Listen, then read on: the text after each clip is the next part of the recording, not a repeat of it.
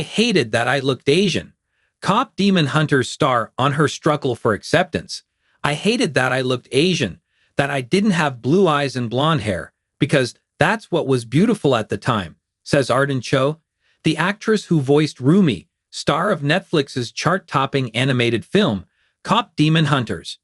Speaking to the Beck World Service for the Global Women's Series, Cho, 40, is describing her childhood in Texas as the eldest daughter of Korean immigrant parents and her struggle for acceptance in American society.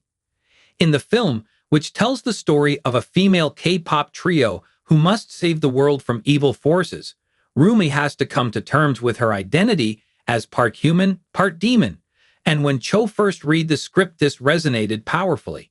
Being born in America, feeling American, but having people treat me like I'm not, trying to figure out my identity as an Asian American, as a Korean American, as a woman, she says. These were all elements of her early life that mirrored Rumi's journey. I can honestly say that at different points in my life, I hated a lot of myself and I wanted to be someone else. As kids, what you see shapes who you become, and I feel like I just didn't see enough people that look like me.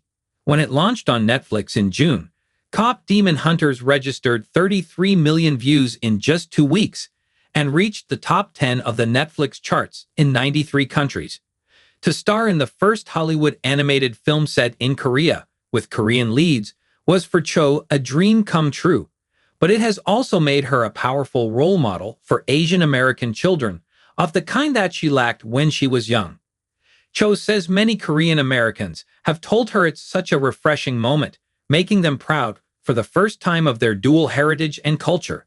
I feel like K-pop really, truly has paved the way. K-beauty has had such a big impact on Korea being loved, but I feel like this movie is the one that tipped it over the edge of. Everybody wants to go to Korea now, Cho says. But the film's success was not guaranteed, and Cho says she felt the team making it were sometimes facing an uphill battle. I feel like it kind of sucks to say this, but anytime there's an Asian-led project, people feel like it's a risk, she says.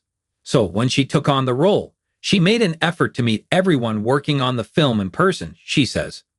The film was released against the backdrop of increased immigration raids in the U.S. as part of the Trump administration's mass deportation effort, targeting those who are in the country illegally, which sparked protests in many states. As an Asian American living in the U.S., it's heartbreaking and disappointing, says Cho. Immigrants have made America what it is. Korean news sources have estimated that up to 150,000 Korean immigrants without proper documentation, including adopted children, are among those who could be deported. As an adult, Cho came to realize that the racism she had experienced when she was younger stemmed mainly from a lack of education, as people didn't know what it meant to be Korean or Asian. But now in this day and age, when I feel like the world and people should know better, it is beyond disappointing, and sometimes I feel like we feel so hopeless, she says. Because of this, it feels very special, she says, that Cop Demon Hunters could bring hope and joy and love to all these different communities. Maybe that's why it's sort of like this movie of the summer, because we just needed some hope and something to unite us all together. The growth of AI is a major concern for the film industry, raising the possibility that in future it could be used to make a film like Cop Demon Hunters. Cho says she is aware that AI is already being used to replicate actors' voices, but wants to have hope and humanity that people will still seek out art created by humans. Sure, I'm sure they're going to have AI actors and singers. I know they already exist.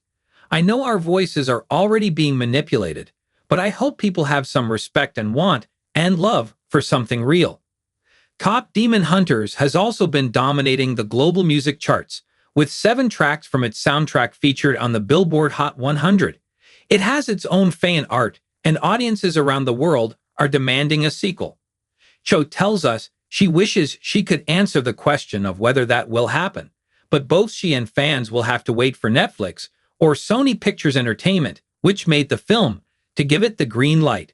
I know there's lots of murmurs. I've heard wonderful things, she says. So we shall see. And I think everyone in the world would riot if there wasn't.